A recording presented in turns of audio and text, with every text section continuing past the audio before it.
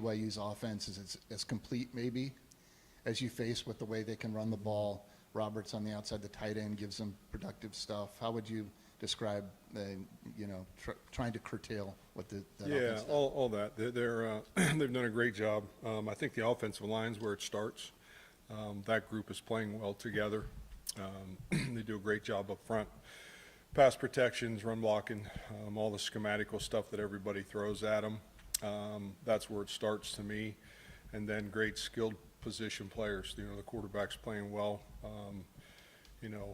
Runs the football. It's 11-man football, across the field and vertically and horizontally.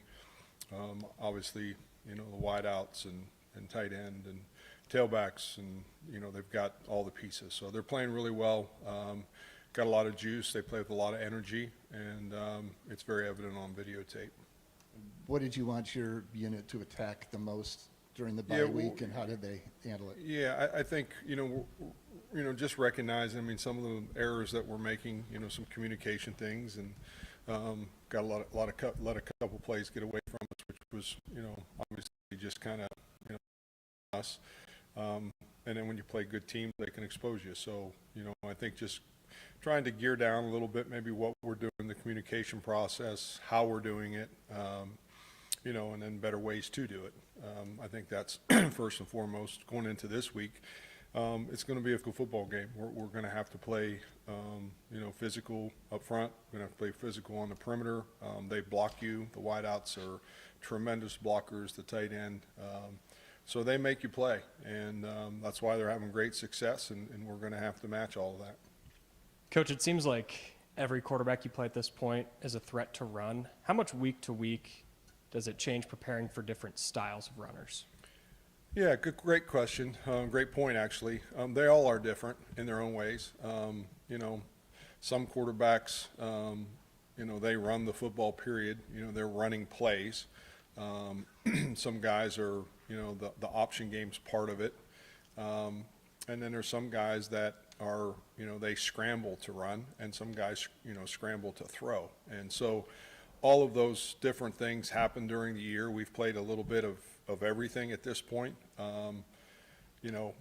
The tough ones are like this week where they can run it and throw it. And, they're throwing strikes down the field. And because they run it so well, obviously you have to get extra hats in the game.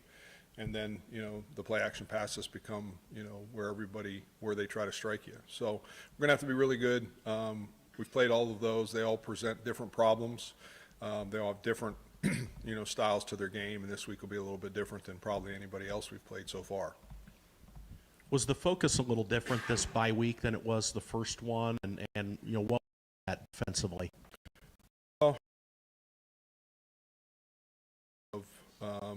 Trying to get some younger guys more reps because of the loss of some, when you're banged up, and you're trying to find depth at special teams. You're trying to find depth at positions across the, because now you're into week 7 versus, week 4. And I think the real emphasis became, who can help us? How do we get them enough reps without wearing them out, and get them prepared to play in this stretch that we're getting ready to get into? On the back end with Trey and with Quentin, how valuable was that bye week for those guys and being relatively new starters in the system? Well, really important. They got thrown in there pretty quickly, and how it all happened. So they got thrown in pretty fast. They've done a great job. They continue to grow, and again, trying to get the guys behind them to give them a break a little bit. They went from playing, if there's 70 plays in a game, they were playing 25. The other guys were playing 50 to 60, and now all of a sudden they're playing 50 to 60, and we got to find guys that can give them a break. And really, a couple of those, they were playing close to 70 snaps in that game. So we've got to find some depth for them along the way here. Coach, I think back to the point in last season where you lose 2 in a row, and then you're able to come back and rally the rest of the season, kind of defensively, and do just enough. What did you guys tap into in that point in the season, and how do you maybe find a little bit of that again? Well, I think a couple of different things. I think one, our offense was really, really talented and good. I think they bailed us out a little bit. I think we found out who we could become. what could we do? And I think that's what we've tried to, this last couple weeks, like what can we do? Who do we have? What pieces do we have? And depth and all of those things play into that. So you have to be able to put your guys and give them opportunities to have success, put them in the right positions. So we've really tried to who are we at this point of the season, not who we were when we started. Who are we at this point? What do we have? How do we make it as simple as we can? How do we make it complex for the guys that we're playing against? And that's what the real challenge has become. But, I think our guys a year ago, I think you either sink or you swim, and I think we're at the crossroads, as Coach always says, we're either going to rally up here and we're going to fight like crazy or it's going to go the other way. And I think we have a locker room of guys that really care. Hey, Coach. So Yes, ma'am. you just said we found our identity. Who are you guys then as a defense? Well, yeah, I think it's really, when I say that a little bit, it's like, what can we do? Like, what pieces do we have? What sub packages can we get into? We're at thin in the back end right now, so your sub packages of the dime and the nickel stuff that we were able to do early on, some of that's limited. So you're trying to figure out who you can sub in some pieces and all that kind of thing. We're probably more of our base defense right now than we've been all season, and getting back to doing some of the things that we've done, for years here. I think that's going to be the key. And again, you're taking some guys out there that haven't had lots of experience, so they've got to kind of learn fast on the run. And again, we've got to help them as coaches, my calling of defenses and their playing as well. So.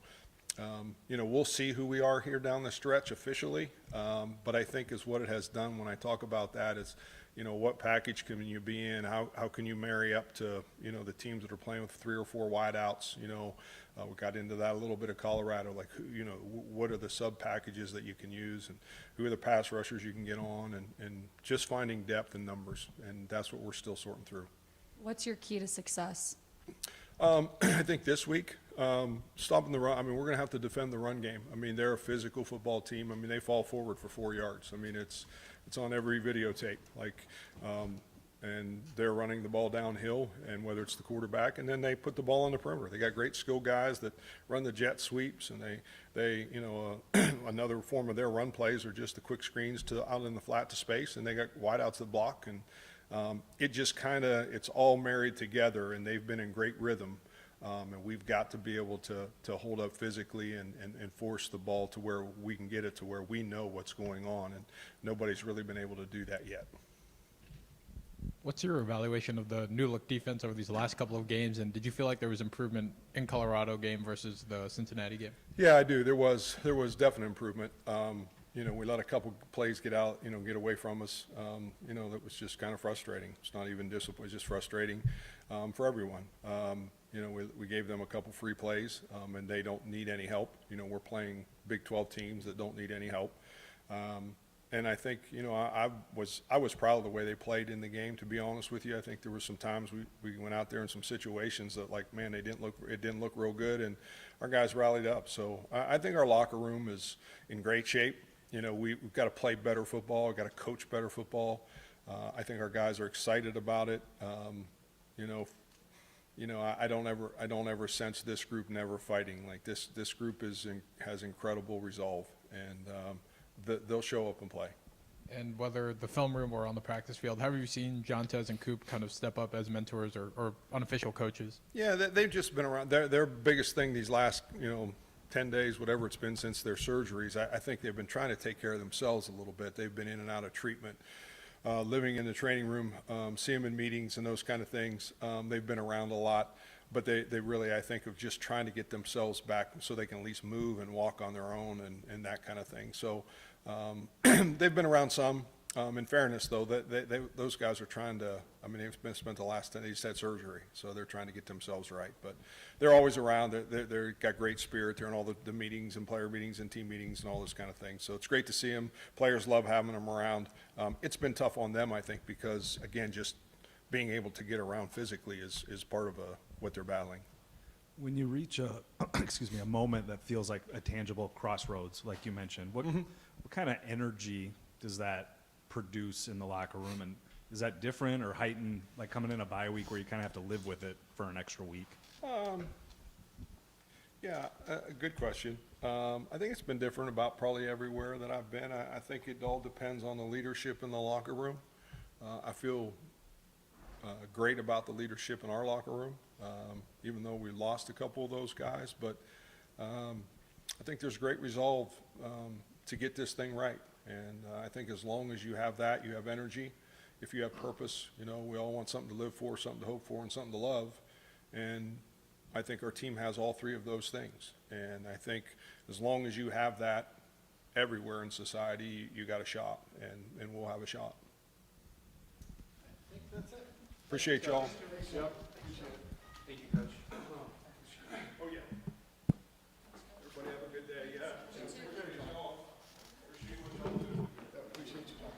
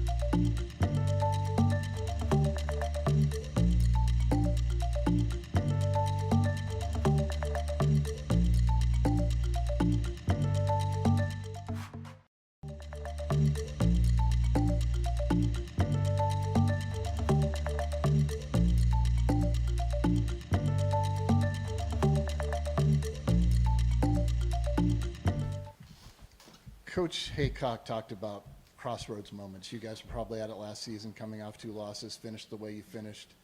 You've talked about toughness. Every year there's a prove it moment. There's a Right. Contender, pretender, all that stuff. Where is this team at mentally to handle coming out of it the way you've come out of it many times in the past? Yeah, I think we're going to find out a little bit more about ourselves. I've really enjoyed this team, and I think one of the things, even last Saturday, our kids, how they play, how they just keep playing, responding.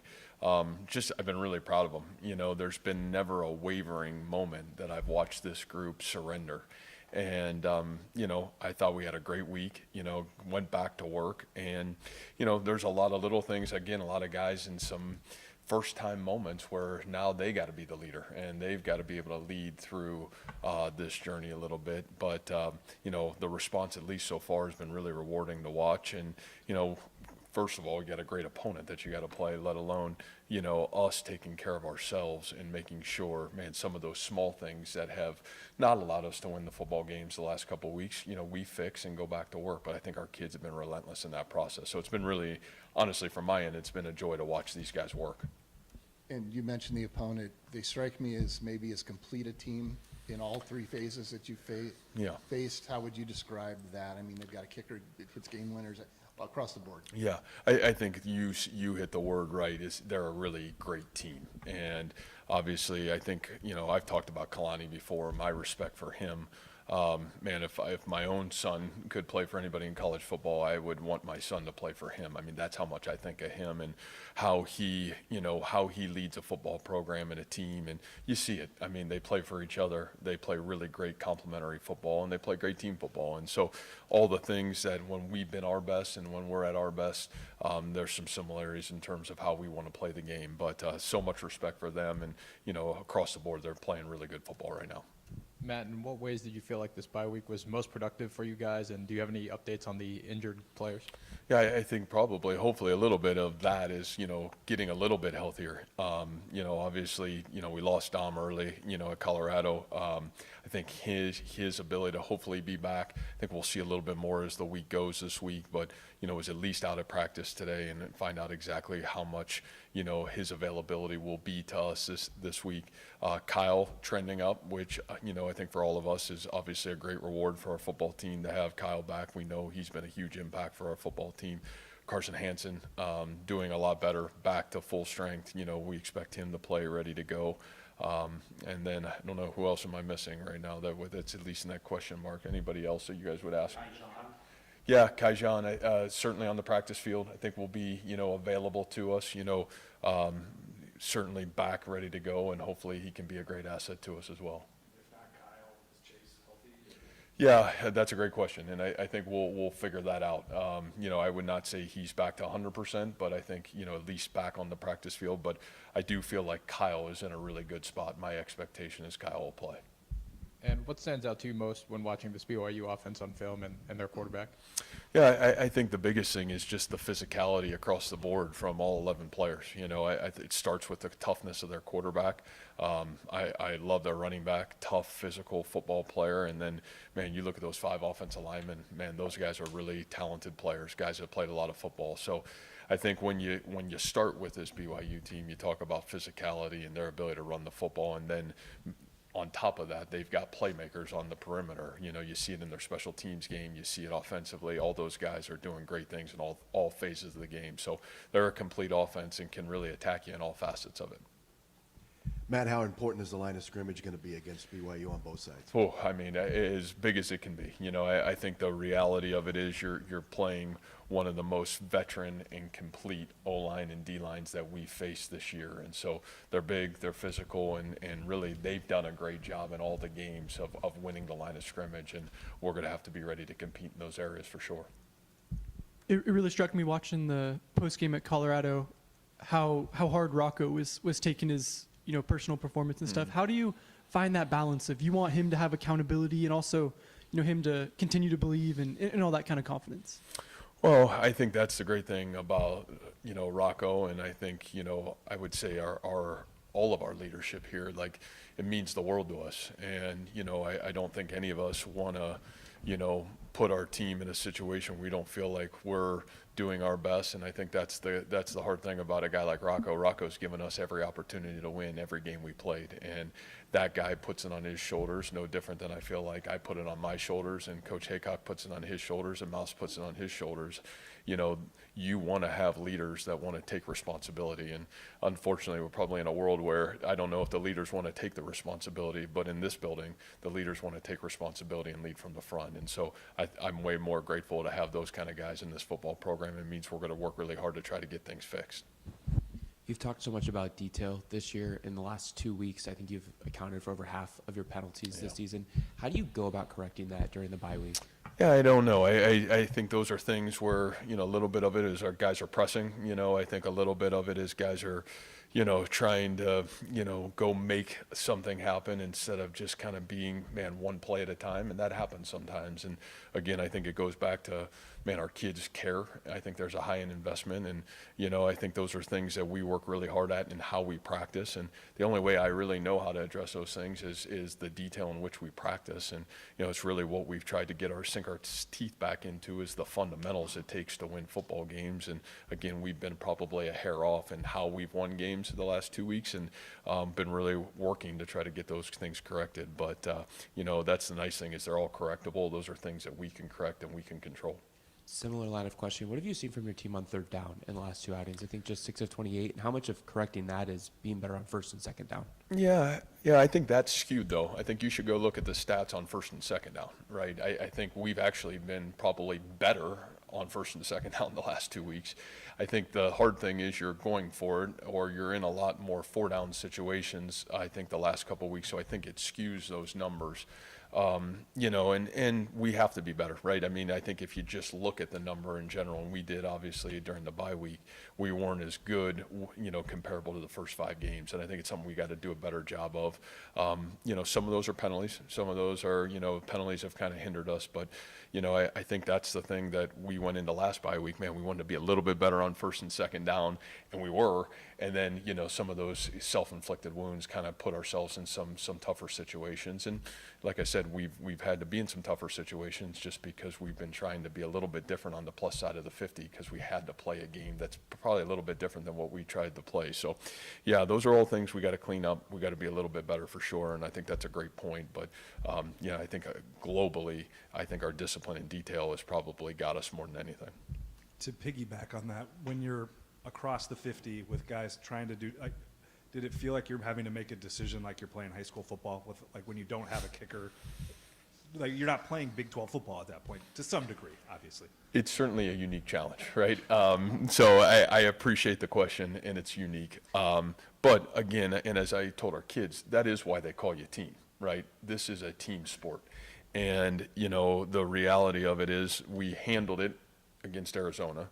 We probably didn't handle it as well as we needed to in those other games. And again, those are things that is a unique challenge to it. And so there's nothing you can do about it other than, man, pick it up. We got to be, those are things that, some of those things are self-inflicted though, like I said, and man, those are things we have to clean up. And you know this, covering us as much as you have, is when we're really good, our detail is usually pretty darn good. And when we're not, you know, our detail's a hair off, and those are things we can control. And so there's no excuse. There's no, man, woulda, coulda, shoulda. Like, we had every opportunity to make it happen, and we didn't.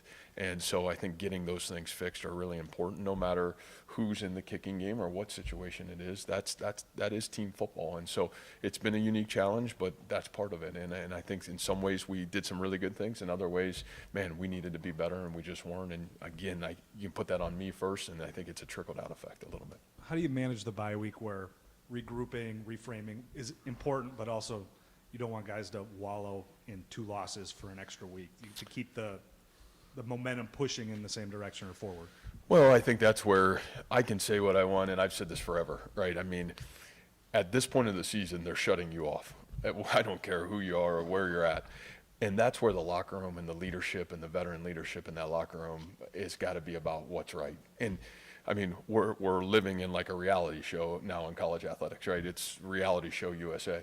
And if you don't have player-driven leadership, then I just don't know how you have the focus to get through the entirety of the year. And I think that's why I said from the beginning of the season, toughness is not physical toughness. Physical, it's mental toughness. Can you mentally stay together, stay at the task at hand, and keep driving forward? And I think the great thing here is we've had so much of that the last couple of years. And, man, the great leaders have passed that down to the next group and passed it down to the next group, that it's really rewarding to be somewhere where you can kind of lean back and say, hey, we've been here. We understand what this looks like. How do we keep moving ourselves forward? So, I think you just talk about those things. Those are things you better have talked about, honestly, before the season even started. Because I think if you just get to it and say, oh, man, we're here, and how are we going to get through it now, then I think you're a big mistake. And those are things I think we try to talk about through, the fall. I say this every year. You're going to have adversity. You're going to have tough days. Man, our world here, that's just how we're going to live, and how we respond to it defines who we become. And those are the crossroad moments, man. How do you respond when it's not going well? How do you pull yourself up and keep moving forward? So I look forward to the challenge. It's what I love about it and what I love about our kids. But you're going to hang your hat on our great leadership in that locker room, and we're really fortunate to have great kids right now. Coach, what do you see out of Bear Bachmeyer at quarterback? Yeah, he's really tough. I would just say the first word that comes to my mind is he's just tough. He's gritty. He's tough. Man, I really love his ability to extend plays. I think he does a great job of that. He's physically tough, that he can almost, literally run the football in the A and B gap throughout the football game and have the ability on the next play to make a great throw on the outside 10 yards deep. Like, that's hard to do, when you're physically running the football like that. So really impressive in terms of just his mannerisms, his toughness, and you can tell that football team believes in him. He's got great leadership ability, and, credit to him. He's really done a great job this year. Hey, Coach, keys to success for your team? Yeah, I don't think it really changes too much with us. I don't care what game it's been. We got to win the turnover margin, number one. We got to do a great job of creating explosives and eliminating explosive plays. And then, I think from a special team standpoint, we got to be able to do a great job of playing what we're capable of playing in special teams. And so I think those three things are still pillars of our success. And, they'll be pillars in this football game for sure. Conradi was going to play when he played today. Yes. I think you've had 3 true freshmen play 3 games. A couple others, I think, have played 1 or 2. How do you go about managing whether or not to push them to 4 and 5 to potentially burn a red shirt, as you guys are now past the midpoint of your season?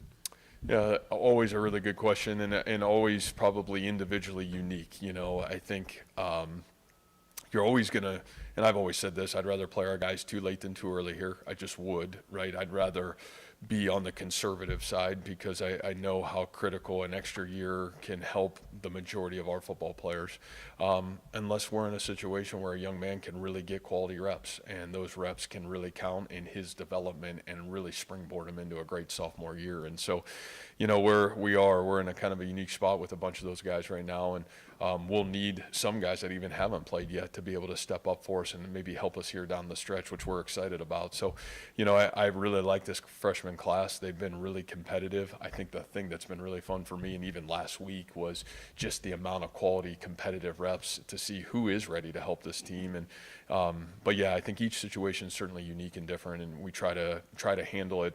As the head coach, I try to handle it with each guy personally and try to make sure we're trying to do what's best for them and do what's best for the football team. I think that's all we got. Thank you, guys. Have a great day. Thanks, Matt. Thanks. Thank you, Coach. See you guys. Have a great one.